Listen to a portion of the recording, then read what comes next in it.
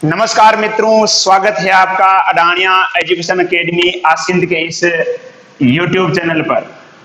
आज से कक्षाएं कल से माफ कीजिएगा कल से कक्षाएं जारी है आपकी। कल जो हमने बात की थी आपके जो रसायन विज्ञान है कक्षा 12 का, जिसमें सेकंड चैप्टर विलियन का जो राउल्ट के नियम है उसके बारे में हमने बात की थी। आज हम बात करेंगे आदर्श विलियन और अनादर्श विलियन। इनका जो वर्गीकरण किया गया है राउल्ट के नियम के आधार पर, या अपन यूं कह सकते हैं कि राउल्ट के नियम के आधार पर जो विलियन जो है ये दो प्रकार का होता है। कौन कौन से? एक तो आदर्श विलियन और दूसरा है अनादर्श विलियन। तो आज हम बात करेंगे इन दोनों विलियन के बारे में, आदर्श विलियन और अनादर्श विलियन क्या है। तो सबसे पहले हम बात करते हैं आदर्श विलियन को लेकर, भाई आदर्श विलियन क्या है। तो सबसे पहले हम बात करेंगे आज आदर्श विलियन। देखिएगा, एक आदर्श विलियन क्या है उसको लेकर हम बात करते हैं। सबसे पहले आदर्श विलियन की बात करने से पहले हम बात करते हैं राउल्ट के नियम के बारे में। राउल्ट का नियम अपन ने बात की थी। राउल्ट का नियम क्या होता है? पीटी बराबर क्या था? पीए प्लस पीबी, यानी विलेय और विलायक के जो वाष्प दाब का जो योग है वो कुल दाब के क्या होता है? बराबर होता है। ये हमने बात की, ठीक है। तो आदर्श विलियन किसे कहेंगे? ऐसे विलियन जो सभी ताप व सांद्रता पर, लिख लीजिएगा, ऐसा विलियन जो सभी ताप व सांद्रता पर राउल्ट के नियम का पालन करते हैं। वह विलियन जो सभी ताप व सांद्रता पर राउल्ट के नियम का पालन करते हैं उन्हें क्या कहते हैं? आदर्श विलियन, यानी आइडियल सॉल्यूशन कहते हैं। लिख लीजिएगा, वह विलियन या ऐसा विलियन जो सभी ताप व सांद्रता पर राउल्ट के नियम का पालन करते हैं उसे हम क्या कहते हैं? आदर्श विलियन कहते हैं।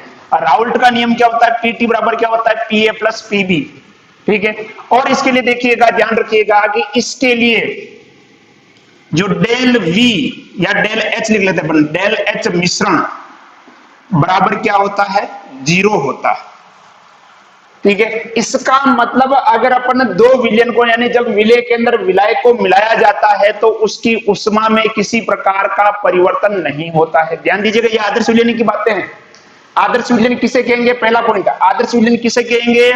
वह विलियन जो सभी ताप व सांद्रता पर राउल्ट के नियम का पालन करते हैं उन्हें क्या कहते हैं? आदर्श विलियन कहते हैं, ठीक है। अगला क्या आता है? पहले डेफिनेशन हो गई। अगला पॉइंट क्या लिखेंगे अपन? इसमें क्या होता है? विलेय और विलायक के आंशिक वाष्प दाब का जो योग है वो कुल दाब के क्या होता है? बराबर होता है। विलेय और विलायक के जो वाष्प दाब का योग कुल दाब के क्या होता है? बराबर होता है। नेक्स्ट पॉइंट क्या हो जाएगा? इसके अंदर जो उष्मा जो होती है, यानी डेल एच मिश्रण, यानी जब दोनों को विलेय और विलायक को मिलाया जाता है तो उष्मा में परिवर्तन क्या होता है? शून्य होता है। उष्मा में परिवर्तन क्या होता है? शून्य, यानी विलेय और विलायक को मिलाने पर उष्मा में कोई परिवर्तन नहीं होता है, यानी डेल एच मिश्रण क्या होता है? 0 होता है। अगली हम बात करते हैं डेल वी मिश्रण। ये भी क्या होता है? 0 होता है, यानी विलेय और विलायक को मिलाने पर जो आयतन जो होता है, आयतन में परिवर्तन क्या होता है? शून्य होता है। यानी एंथैल्पी भी क्या होती है? शून्य होती है। आयतन भी क्या होता है? शून्य, यानी परिवर्तन माफ कीजिएगा, यानी एंथैल्पी में कोई परिवर्तन नहीं होता है, यानी उष्मा में कोई परिवर्तन नहीं होता है। विलेय और विलायक को मिलाने पर उसके आयतन में भी कोई परिवर्तन नहीं होता है। यानी अगर मान लो कि मैं ले लेता हूं, मान लो कि मैंने ले लिया, मान लो कि 5 ml के ले लिया, विलेय ले लिया, और 95 ml मैंने क्या ले लिया? विलायक ले लिया, तो अपने पास जो विलियन बनेगा वो कितना बनेगा? एग्जैक्ट 100 ml विलियन बनेगा, यानी इसके अंदर किसी प्रकार का कोई परिवर्तन जो है वो नहीं होगा। जितना होना चाहिए उतना ही तैयार होगा, यानी दोनों को मिलाने पर आयतन में कोई परिवर्तन नहीं होता है। क्लियर? अगला जो देखो, पहला जो क्या जाएगा? पीटी बराबर क्या हो जाएगा? पीए प्लस पीबी आदर्श विलियन के लिए। अगला क्या आएगा? डेल एच, यानी एंथैल्पी, या अपन कह सकते हैं उष्मा में कोई परिवर्तन नहीं होता है, आयतन में भी कोई परिवर्तन नहीं होता है। अब अपन बात करते, देखो, एक तो विलेय विलेय और विलायक विलायक, यानी मान लो कि मेरे पास एक अणु है बी, ये क्या है? मेरे पास विलेय है, और दूसरा है मेरे पास विलायक।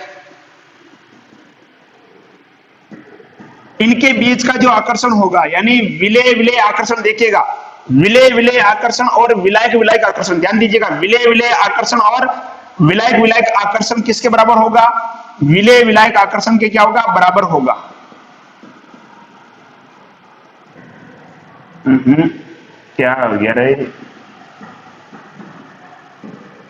ध्यान दीजिएगा, विलय विलय आकर्षण और विलायक विलायक आकर्षण जो है, ये विलय विलायक आकर्षण के क्या होता है, बराबर होता है। सबसे इंपॉर्टेंट यही है इसके अंदर, विलय विलय आकर्षण और विलायक विलायक आकर्षण किसके बराबर होगा? विलय विलायक आकर्षण के बराबर होगा। ये क्या हो जाएगा आपका? विलय। क्या हो जाएगा? विलय विलय आकर्षण। और ये क्या हो जाएगा? विलायक, यानी विलायक विलायक आकर्षण। तो ध्यान दीजिएगा, विलय विलय आकर्षण, विलायक विलायक आकर्षण किसके बराबर होगा? विलय विलायक आकर्षण के बराबर होगा। तो ये क्या हो जाएगा आपका? आदर्श विलयन, यानी ऐसा विलयन जो सभी ताप व सांद्रता पर राउल्ट के नियम का पालन करता है, उसे हम क्या कहते हैं? आदर्श विलयन कहते हैं। ठीक है, इसका जो कुल दाब है, ये विलय और विलायक के आंशिक वाष्प दाब के योग के क्या होता है? बराबर होता है। इसमें जब विलय और विलायक को मिलाया जाता है तो उष्मा में कोई परिवर्तन नहीं होता है, डेल एच यानी क्या होता है? जीरो होता है, यानी डेल एच मिश्रण क्या होता है? जीरो। अगला अपन बात करते हैं, इसमें जब विलय और विलायक को मिलाया जाता है तो आयतन में कोई परिवर्तन नहीं होता है, यानी डेल वी मिश्रण क्या होता है? जीरो होता है।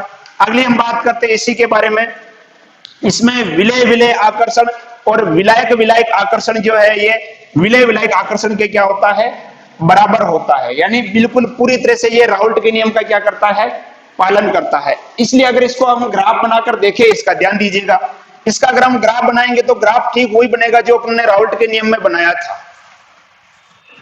ग्राफ इसका वही बनेगा जो किसमें बनाया था हमने? राउल्ट के नियम में। जो अपन ने जो ग्राफ बनाया था राउल्ट के नियम में, किस प्रकार का ग्राफ था? देखो ये बहुत खूबसूरत था, हमने इस प्रकार से बनाया था। इधर क्या था? वाष्प दाब था, और इधर क्या था? इधर तो क्या था आपका? वाष्प दाब। और इधर अपन ने क्या लिखा था? मोल अंश लिखे थे, या मोल बिन लिख लो। यहां अपन ने लिखा था कि एक्स ए बराबर कितना था? 1। इधर एक्स ए बराबर कितना था? 0। इधर अपन ने लिखा था एक्स बी बराबर क्या था? 0। और इधर एक्स बी बराबर क्या था? 1। तो इस प्रकार से ग्राफ बना था इसमें। ठीक इसी प्रकार से ये ग्राफ बनेगा इसमें भी, ये इस तरह से, यानी यहां पर क्या था? पी नॉट बी, इधर क्या था? पी नॉट ए, ये क्या था अपना? पी टी बराबर क्या था? P A plus P B. Clear? और ये क्या था अपना? ये वाला देखिएगा इधर, पी बी बराबर क्या था? P not B X B. और ये क्या था? पी ए बराबर क्या था? पी नॉट ए एक्स ए।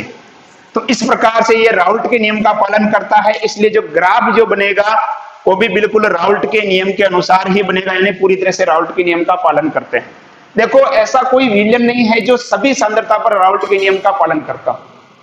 एक निश्चित सांद्रता या एक निश्चित ताप पर हो सकता है कि वो राउल्ट के नियम का पालन करे, लेकिन सभी ताप और सभी सांद्रता पर कोई भी विलयन जो है वो पूरी तरह से राउल्ट के नियम का पालन नहीं करता है। इसलिए अपन कह सकते हैं कि पूर्ण रूप से आदर्श विलयन की कल्पना हम नहीं कर सकते। फिर भी कुछ ऐसे उदाहरण हैं जो कुछ हद तक क्या करते हैं? राउल्ट के नियम का पालन करते हैं, तो उन्हें हम क्या कहते हैं? आदर्श विलयन कहते हैं।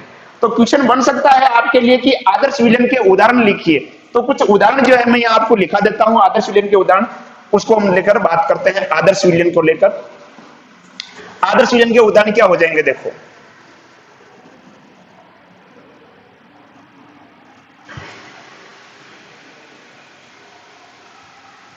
देखिए, आदर्श विलयन के उदाहरण की अगर अपन बात करें तो एक तो आ जाएगा बेंजीन, बेंजीन प्लस टोलुइन। आप चाहो तो इनकी संरचना बना सकते हो, बेंजीन प्लस टोलुइन। जैसे मान लो कि बेंजीन क्या होता है, इस तरह से ये बेंजीन है, और प्लस टोलुइन। टोलुइन में क्या होता है? ऊपर बेंजीन के ऊपर क्या जोड़ दो? CH3 जोड़ दो, इस तरह से। ठीक है, ये ऑर्गेनिक केमिस्ट्री में अपन डिटेल में बात करेंगे। बेंजीन प्लस टोलुइन हो गया। N hexane, n hexane plus n heptane, ये भी एक आदर्श विलयन का उदाहरण है। N hexane plus n heptane. अगले अपन बात करते हैं chloroethane, chloromethane C2H5Cl plus C2H5Br। ब्रोमोएथेन और क्लोरोएथेन और ब्रोमोएथेन लिख सकते हैं, या फिर यूपी कह सकते हैं एथिल क्लोराइड और एथिल ब्रोमाइड हो गया। अगला अपन बात करते हैं ब्रोमोबेंजीन, बेंजीन के ऊपर ब्रोमीन जोड़ दो, और ब्रोमो आयोडीन, ये भी आदर्श विलयन का उदाहरण है। ब्रोमोबेंजीन और ब्रोमोआयोडीन ये भी क्या है, आदर्श विलयन का उदाहरण है।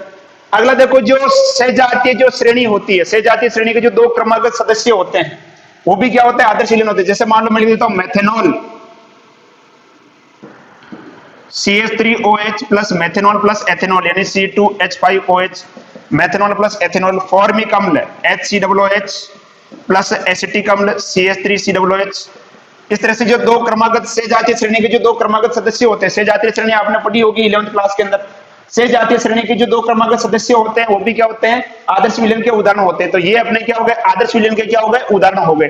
तो आदर्श विलयन के बारे में हमने चर्चा की, कोई ज्यादा विशेष घुमा के प्रश्न नहीं आएगा, सीधा आएगा तो यूं आएगा, आदर्श विलयन किसे कहते हैं, उदाहरण लिखिए, क्वेश्चन ही आएगा। ठीक है, इसलिए इसमें कोई ज्यादा लोड लेने की जरूरत नहीं कि ये क्या हो गया, ये कौन सी क्या चीज आ गई, घबराने की कोई बात नहीं है, सीधा सा है, जो भी मैंने बताया था वही है कंप्लीट, उससे बाहर कुछ भी नहीं जाएगा। आपके 12th का अगर बात करें, 12th के कोर्स की बात करें तो उससे बाहर कुछ नहीं जाएगा। आप अडानिया एजुकेशन एकेडमी के इस YouTube चैनल पर जुड़े रहें, और यदि चैनल पर नए हैं तो चैनल को अभी के अभी सब्सक्राइब कीजिए, रेगुलर इसके ऊपर वीडियो आपको मिलते रहेंगे। क्लियर? तो ये हो गए आपके कौन से विलयन के, आदर्श विलयन के उदाहरण हो गए। अब हम बात करते हैं अनादर्श विलयन को लेकर। अनादर्श विलयन क्या है? ठीक है, सीधी सी बात है, अनादर्श विलयन क्या हो जाएगा, इसकी परिभाषा तो अगर बात करें तो अनादर्श विलयन की उल्टी हो जाएगी। जिस प्रकार से हमने आदर्श विलयन के लिए कहा, आदर्श विलयन क्या होते हैं, ऐसा विलयन जो सभी ताप में सांद्रता पर क्या करता है, राउल्ट के नियम का क्या करता है, पालन करता है, वो क्या कहलाता है, आदर्श विलयन कहलाता है। ठीक है, अब अनादर्श विलयन में क्या जाएगा, इसका उल्टा हो जाएगा, ऐसे विलयन जो सभी ताप में सांद्रता पर राउल्ट के नियम का पालन नहीं करते हैं वो क्या हो जाएंगे, अनादर्श विलयन हो जाएंगे। क्या हो जाएंगे, अनादर्श विलयन। तो अनादर्श विलयन को लेकर हम बात करते हैं। देखो, अनादर्श विलयन जो है ये दो प्रकार के होते हैं। अनादर्श विलयन की बात करते हैं हम।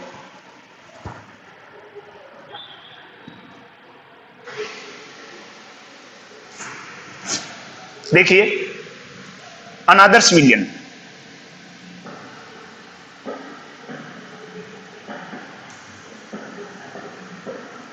अनादर्श विलयन देखो दो प्रकार का होता है। एक तो होता है धनात्मक अनादर्श विलयन और एक होता है ऋणात्मक अनादर्श विलयन।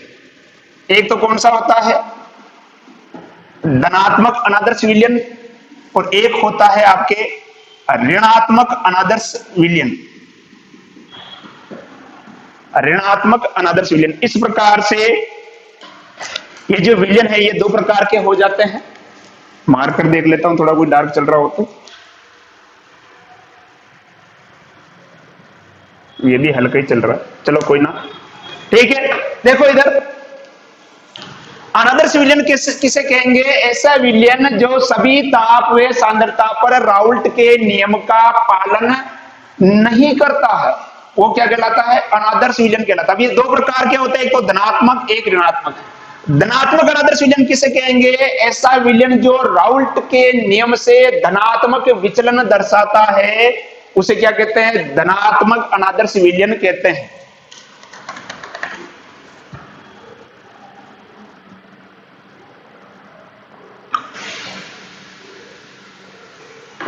यह भी बहुत जरूरी है गर्मी के मौसम में। और भाई साहब, आसिंद के अंदर तो बहुत गर्मी है, आज का पारा है 42 डिग्री सेल्सियस, जबरदस्त। देखिए, धनात्मक अनादर्श विलयन किसे कहेंगे कि ऐसा विलयन जो राउल्ट के नियम से धनात्मक विचलन दर्शाता है। ऐसा विलयन जो राउल्ट के नियम से धनात्मक विचलन दर्शाता है उसे क्या कहते हैं, धनात्मक अनादर्श विलयन कहते हैं।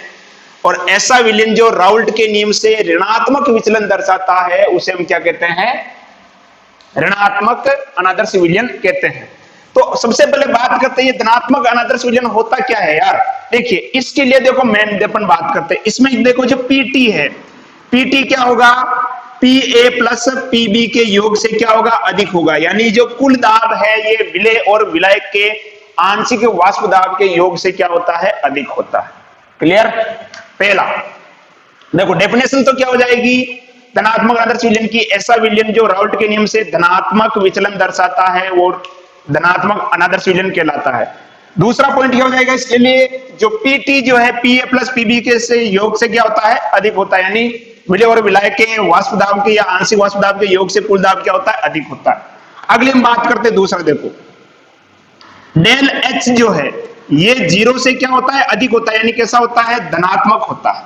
कैसा होता है, धनात्मक। यानी अपन कह सकते हैं उष्मा शोषी। यानी जब अपन क्या करेंगे, जब किसी विलायक के अंदर क्या करेंगे, विलय को मिलाएंगे, जब किसी विलायक के अंदर विलय को मिलाया जाएगा तो वो क्या करेगा, उष्मा का अवशोषण करेगा।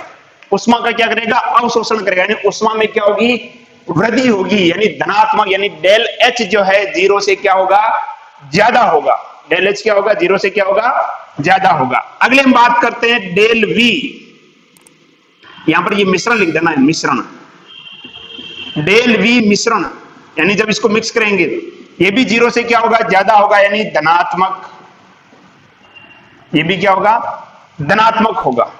क्लियर, ये भी क्या होगा, धनात्मक होगा। इसका मतलब क्या हुआ कि जब हम क्या करेंगे, किसी विलय के या किसी विलय को विलायक के अंदर मिलाएंगे, जैसा भी मैंने बताया था आपको, जैसे मान लो मैं ले लेता हूं 10 ml मैंने ले लिया, 10 ml मैंने ले लिया विलय, और इसको मैं क्या करता हूं 90 ml विलायक में मिला रहा हूं, तो क्या होगा, जो अपने को जो विलयन जो प्राप्त होगा वो 100 ml से क्या होगा, ज्यादा होगा।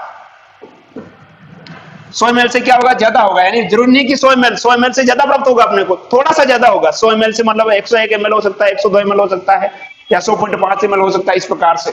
ठीक है, अब वो ज्यादा क्यों होता है वो भी अपन आगे बात करेंगे, ज्यादा क्यों होता है उसका भी अपन कारण देखेंगे अभी, ऐसा क्यों होता है। क्लियर, तो मेन चीज तो क्या होगी इसके अंदर, देखो एक तो क्या होगा, पीटी क्या होगा, पीए प्लस पीबी से अधिक होगा। डेल एच मिश्रण है, यानी जब दोनों को मिलाएंगे अपन विलय और विलायक को, जो उष्मा क्या करेगा, ग्रहण करेगा, यानी उष्मा शोषी प्रक्रम होगा, और आयतन भी क्या होगा, अधिक होगा। अब जो इनका जो मुख्य पॉइंट आता है वो अपन बात करते, देखो इसके अंदर देखो क्या होगा, विलय विलय विलय विलय आकर्षण और विलायक विलायक आकर्षण। विलय विलय आकर्षण और विलायक विलायक आकर्षण का जो मान होता है, ये क्या होता है, विलय विलायक आकर्षण से क्या होता है, अधिक होता है। ध्यान दीजिएगा, बहुत इंपॉर्टेंट बात बता रहा हूं अब मैं यहां पर। विलय विलय आकर्षण, विलायक विलायक आकर्षण, ध्यान दीजिएगा, विलय विलय आकर्षण, विलायक विलायक आकर्षण का मान क्या होता है, विलय विलायक आकर्षण से क्या होता है, अधिक होता है। देखिएगा, विलय विलय आकर्षण और विलायक विलायक आकर्षण का जो मान है, ये विलय विलायक आकर्षण से क्या होता है, अधिक होता है। ठीक है, इसका मतलब क्या होता है कि इनमें खुद का आकर्षण ज्यादा होगा, इनका भी आकर्षण ज्यादा होगा। इसका मतलब क्या हुआ कि जब ये अकेले रहते हैं, यानी जब विलय अकेला रहता है और विलायक अकेला रहता है, तो इनके बीच में आकर्षण बल क्या होता है, ज्यादा होता है। लेकिन जब दोनों को मिक्स करते हैं अपन, ध्यान दीजिएगा, जब विलय अकेला रहता है तो इनके बीच में आकर्षण ज्यादा है, और जब विलायक अकेला है तो इनके बीच में भी आकर्षण ज्यादा है। लेकिन जब हम क्या करते हैं, विलय और विलायक को क्या करते हैं, मिक्स करते हैं, तो इनके बीच का आकर्षण क्या होता है, दुर्बल हो जाता है, यानी आकर्षण क्या हो जाता है, कमजोर हो जाता है। तो कोई भी पदार्थ उसी अवस्था में रहना पसंद करेगा जहां आकर्षण क्या है, ज्यादा है। जहां आकर्षण ज्यादा है तो पदार्थ उसी अवस्था में रहना पसंद करेगा। तो अब देखो, ये सेपरेट रहना पसंद करेंगे इंडिविजुअली। जब ये सेपरेट रहेंगे तो इनका वाष्प दाब क्या होगा, ज्यादा होगा। जब इनका वाष्प दाब क्या होगा, ज्यादा होगा, तो इसके कारण क्या होगा, कुल वाष्प दाब क्या हो जाएगा, अधिक हो जाएगा। ठीक है, क्योंकि ये सेपरेट वाष्पित होना ज्यादा पसंद करेंगे, क्योंकि यहाँ आकर्षण ज्यादा है, इसका भी आकर्षण ज्यादा है, इसलिए क्या होंगे, ये अकेले वाष्पित होंगे। और जब अकेले वाष्पित होंगे तो इनका वाष्प दाब क्या होगा, ज्यादा होगा। और जब वाष्प दाब ज्यादा होगा तो जब इनका योग करेंगे तो पीटी यानी टोटल क्या जाएगा, ज्यादा आ जाएगा। समझिएगा ध्यान से, विलय विलय आकर्षण और विलायक विलायक आकर्षण जो है, विलय विलायक आकर्षण से अधिक होता है। आकर्षण अधिक होगा तो क्या होगा, देखो ये वाष्पित ज्यादा होंगे, वाष्पित ज्यादा होंगे, जब दोनों का योग करेंगे तो पीटी क्या आ जाएगा, टोटल क्या आ जाएगा, ज्यादा आ जाएगा। अब देखो, ये अलग सेपरेट रहते हैं तो वाष्प दाब भी क्या होगा, ज्यादा होगा, क्योंकि इनके बीच में आकर्षण क्या होगा, दुर्बल होगा, तो विलयन क्या होगा, फैलेगा। विलयन क्या होगा, फैलेगा। क्लियर, तो ये तो अपन ने बात कर ली किसके बारे में, धनात्मक के बारे में। किसके बारे में बात कर ली, धनात्मक के बारे में। अगर हम बात करें धनात्मक की, तो इसका जो देखो ग्राफ की बात करते हैं पहले, ध्यान दीजिएगा, या पहले उसको भी बता देता हूं मैं, ऋणात्मक को। चलो, आपको ऋणात्मक में देखो इसका ठीक उल्टा हो जाएगा, और कुछ नहीं है। देखो पीटी, पीटी जो है ये कम हो जाएगा, किससे, पीए प्लस पीबी से क्या हो जाएगा, कम हो जाएगा। ठीक उसी प्रकार से देखो डेल एच मिश्रण जो है, डेल एच मिश्रण ये 0 से कम होगा, यानी कैसा होगा, ऋणात्मक, यानी प्रक्रम कैसा होगा, उष्मा शोषी प्रक्रम होगा। कैसा होगा, उष्मा शोषी। उसी प्रकार से डेल वी मिश्रण ये भी क्या होगा, 0 से कम, यानी ये भी क्या होगा, ऋणात्मक होगा। यानी जब विलय और विलायक को मिलाते हैं अपन, तो जो आयतन है वो क्या हो जाता है, कम हो जाता है। आयतन क्या हो जाता है, कम हो जाता है। अब इसके अंदर क्या होगा, देखो विलय विलय आकर्षण,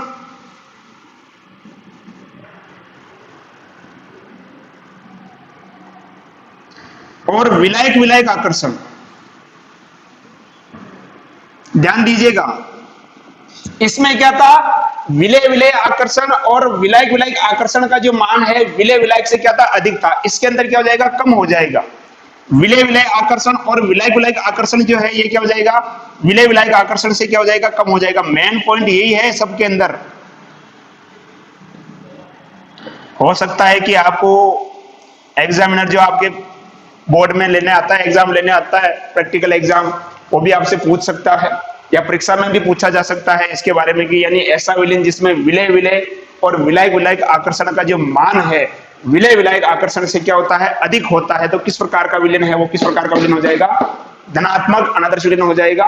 ठीक है, और यदि सॉरी कम होता है तो कौन सा हो जाएगा, धनात्मक, और अधिक होता है तो कौन सा हो जाएगा, ऋणात्मक विलयन हो जाएगा। क्लियर। तो ये अपन ने बात कर ली धनात्मक और ऋणात्मक अनादर्श विलयन के बारे में। अब हम बात करते हैं तो इनके ग्राफ के बारे में देख लेते हैं। सबसे पहले भाई ग्राफ कैसे बनता है इनका। ग्राफ में अपने को थोड़ा सा चेंज करना है और कुछ नहीं करना है।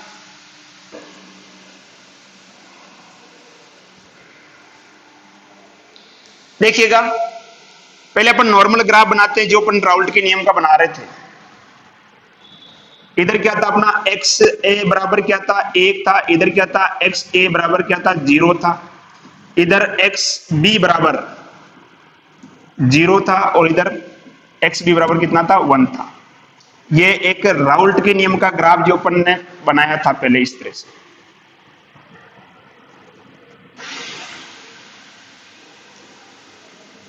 यहां क्या था अपना पी नोट बी, ये क्या था पी नोट ए, और ये क्या था अपना पी टी था टोटल। लेकिन यहां पर अपन जानते हैं कि ये क्या होता है, पी टी ग्रेटर देन क्या होता है, P A plus P B. यानी यहां पर क्या होगा, ये कुछ ग्राफ इस तरह से बनेगा, यानी बढ़ जाएगा ये इस तरह से।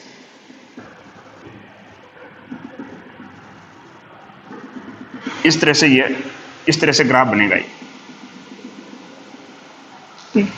थोड़ी सी इसमें क्या हो जाएगी, वृद्धि हो जाएगी। नहीं, ये क्या हो जाएगा आपका पी टी क्या हो जाएगा, ज्यादा है किससे, P A plus P B से।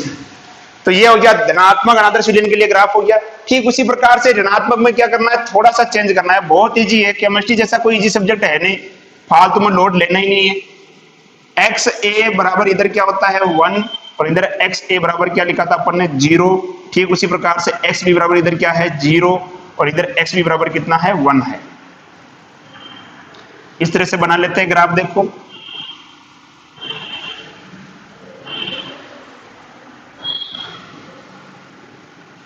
ये क्या हो जाएगा पी नॉट बी, और ये क्या है अपना पी नॉट, ये पहले पढ़ चुके हैं। अब ऋणात्मक तो अपने को क्या करना है, देखो ग्राफ क्या होगा, नीचे बनेगा इस तरह से, थोड़ा सा यूं कम है इसलिए ये इस तरह से बन जाएगा। ये भी इस तरह से बनेगा नीचे की तरफ, और ये भी इस तरह बनेगा नीचे की तरफ इस तरह से। ठीक है, तो ये हो जाएगा आपका पी टी क्या है, कम है किससे, P A plus P B से। क्लियर। तो इस प्रकार से ये हम ग्राफ बना के देखते हैं। क्लियर। ये धनात्मक और ऋणात्मक अनादर्श विलयन के ग्राफ अपन ने देखे, इनके बारे में कुछ सामान्य जानकारी अपन ने प्राप्त की थी। अब हम बात करते हैं इनके उदाहरण को लेकर। उदाहरण बहुत इंपॉर्टेंट है। क्लियर। आप चाहो तो इनका स्क्रीनशॉट ले लो।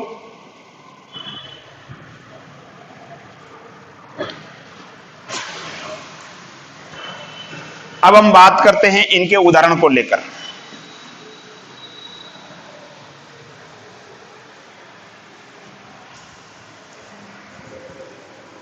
देखिए उदाहरण में मुख्य रूप से आपको ध्यान में रखना है, इसके अंदर क्या चलेगा। देखो एक तो इसमें के अंदर अपन लेते हैं एथेनॉल, यानी एल्कोहल ले सकते हैं अपन, एथेनॉल प्लस जल। उसी प्रकार से ethanol plus acetone, ethanol plus acetone, silicon tetrachloride plus carbon tetrachloride, ये भी इसी का उदाहरण हो जाएगा। उसी प्रकार से एथेनॉल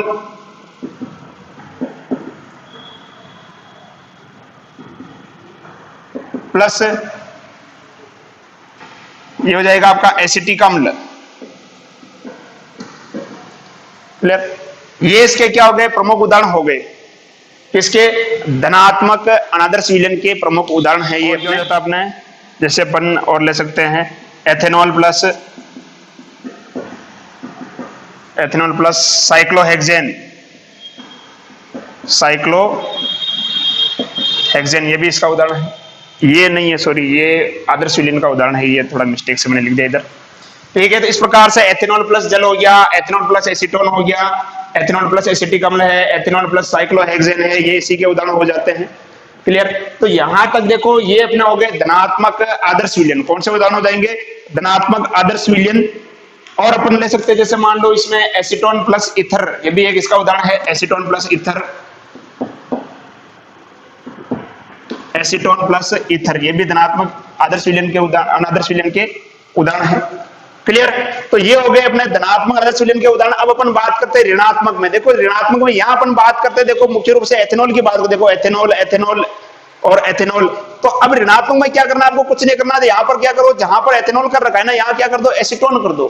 तो सबसे पहले अपन बात करते हैं अम्ल प्लस जल। अम्ल कौन सा? अकार्बनिक अम्ल। जैसे मान लो कि नाइट्रिक अम्ल हो गया, हाइड्रोक्लोरिक अम्ल हो गया, सल्फ्यूरिक अम्ल हो गया। ठीक है, यानी अपन यहाँ लिख देता हूं मैं, जैसे मान लो कि HCl प्लस H2O या HNO3 प्लस H2, यानी अकार्बनिक अम्ल।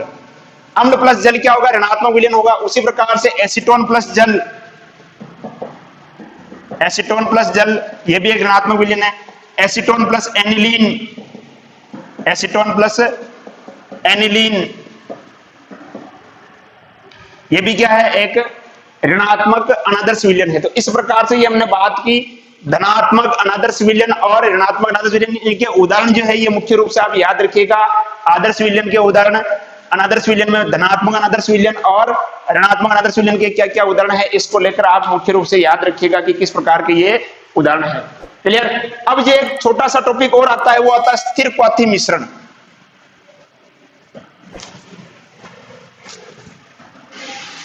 एजोट्रोपिक मिक्सर, स्थिर क्वाथी मिश्रण।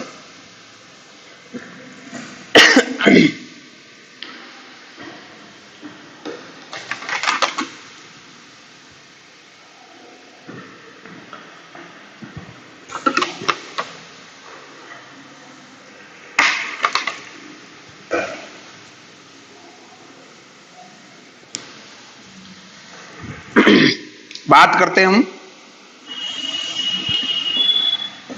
स्थिर क्वाथी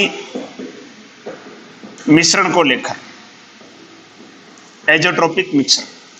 देखो ये दो प्रकार का होता है। एक तो होता है निम्नतम या निम्नतर स्थिर क्वाथी मिश्रण,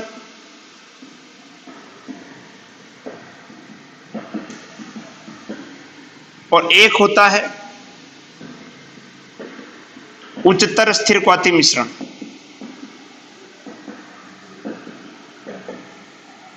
इसका कोई विशेष क्वेश्चन नहीं बनेगा, आपकी केवल डेफिनेशन ही बनेगी। अगर एग्जाम में अगर इसका प्रश्न आएगा तो केवल डेफिनेशन ही आएगी। बात करते हैं सबसे पहले स्थिर क्वाथी मिश्रण होता क्या। देखो ऐसा मिश्रण जिसका द्रव व वाष्प अवस्था में संगठन क्या हो, समान हो। यानी मान लो कि मेरे पास एक पात्र है और इसके अंदर मैंने दो कंपोनेंट यानी दो घटक ले रखे हैं। दो घटक है, कौन कौन से? एक तो ए है और एक बी है। दोनों की वाष्प बनती है और यहाँ पे भी इनकी वाष्प आ जाती है, ए की भी और बी की भी। यानी वाष्प अवस्था में और द्रव अवस्था में जिसका संगठन क्या हो, समान हो, अर्थात जिनका क्वथनांक क्या हो, स्थिर हो, उसे अपन क्या बोलते हैं? स्थिर क्वाथी मिश्रण कहते हैं। जिसका क्वथनांक क्या हो, स्थिर। तो इसकी डेफिनेशन क्या हो जाएगी? ऐसा मिश्रण जिसका वाष्प व द्रव अवस्था में संगठन समान हो।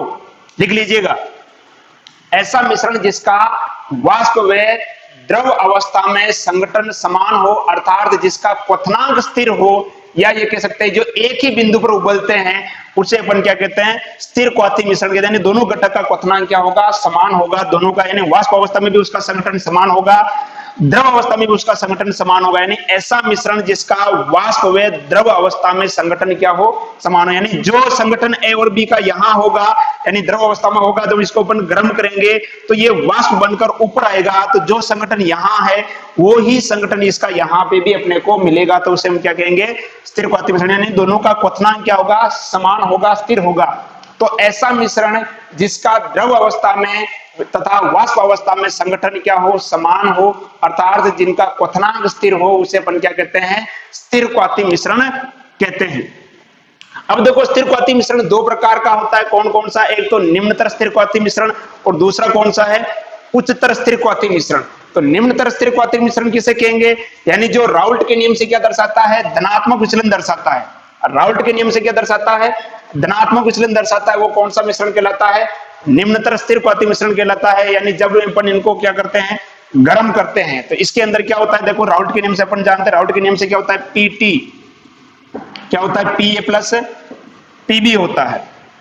उसी प्रकार से जो उच्चतर होता है, ये क्या करता है, राउल्ट के नियम से ऋणात्मक विचलन दर्शाता है। तो इसी से हम इसको समझेंगे। देखो वाष्प दाब यानी अधिक है, इसका मतलब इसका क्वथनांक क्या होगा, कम होगा, क्योंकि ये जल्दी वाष्पित हो जाएगा। वाष्प दाब अधिक होने का मतलब क्या हुआ कि ये इसकी वाष्प जल्दी बनेगी, समझिएगा। इसका कुल वाष्प दाब अधिक है, इसका मतलब क्या हुआ कि इसकी वाष्प जो है वो जल्दी बनेगी। वाष्प जल्दी बन रही है, इसका मतलब ये थोड़े से ताप पर ही क्या हो रहा है, उबल रहा है। यानी अपन यूं कह सकते हैं कि आपके पास दो द्रव है, एक मान लो कि पदार्थ है जो मान लो 50 डिग्री सेल्सियस पर उबलता है, और दूसरा पदार्थ है मान लो अपन कहते हैं 70 डिग्री सेल्सियस पर उबलता है। अगर आपसे पूछा जाए कि किसकी वाष्प जल्दी बनेगी, पदार्थ ए जो है ये 50 डिग्री पर उबल रहा है, पदार्थ बी जो है ये 70 डिग्री पर उबल रहा है। तो अगर आपसे ये पूछा जाएगा कि किसकी वाष्प जल्दी बनेगी, तो हम कहेंगे कि सर एक की वाष्प जल्दी बनेगी, क्योंकि ये जल्दी उबल रहा है।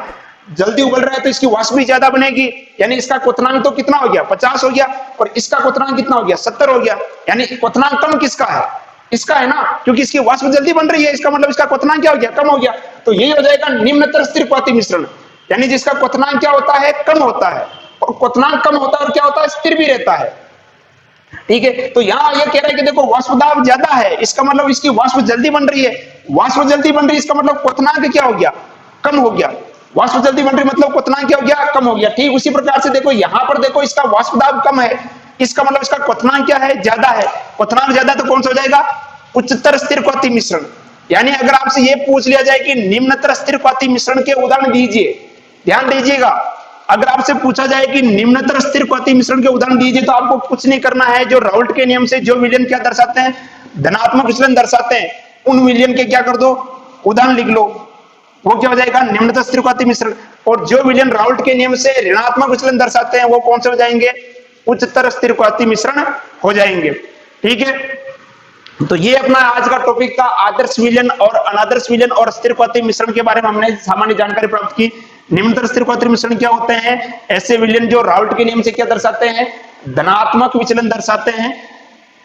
ऐसे विलयन जो राउल्ट के नियम से क्या दर्शाते हैं, धनात्मक विचलन दर्शाते हैं, उन्हें अपन क्या कहते हैं, निम्नतर स्थिर क्वाथी मिश्रण कहते हैं। इनमें क्या होता है कि जो क्वथनांक है वो क्या होता है, विलय और विलय को मिलाने पर क्या हो जाता है, कम हो जाता है, और अस्थिर ताप पर क्या होता है, वो उबलता रहता है। ठीक इसका उल्टा हो जाएगा, ऐसे विलयन जो राउल्ट के नियम से ऋणात्मक विचलन दर्शाते हैं क्या कहलाता है, उच्चतर स्थिर क्वाथी मिश्रण। इसमें क्या करते हैं, जब विलय और विलय को मिलाते हैं तो क्वथनांक क्या हो जाता है, अधिक हो जाता है, और एक निश्चित बिंदु पर क्या होता है, वो उबलता रहता है। क्लियर। तो आज की कक्षा में इतना ही। आगे के आगे जो अपन टॉपिक है वो अपन अणुसंख्या गुणधर्म के बारे में बात करेंगे, और सबसे ज्यादा इंपॉर्टेंट अणुसंख्या गुणधर्म ही है इसमें। यदि आप इस चैनल पर नए हैं तो चैनल को सब्सक्राइब कीजिए, लाइक कीजिए, अपने दोस्तों के साथ शेयर कीजिए, और अगर किसी प्रकार की कोई समस्या आ रही है तो आप कमेंट के माध्यम से हमें बता सकते हैं। जुड़े रहिए अडाण्या एजुकेशन अकेडमी आसिंद के इस यूट्यूब चैनल पर, पढ़ाई करते रहिए, सुरक्षित रहिए। धन्यवाद।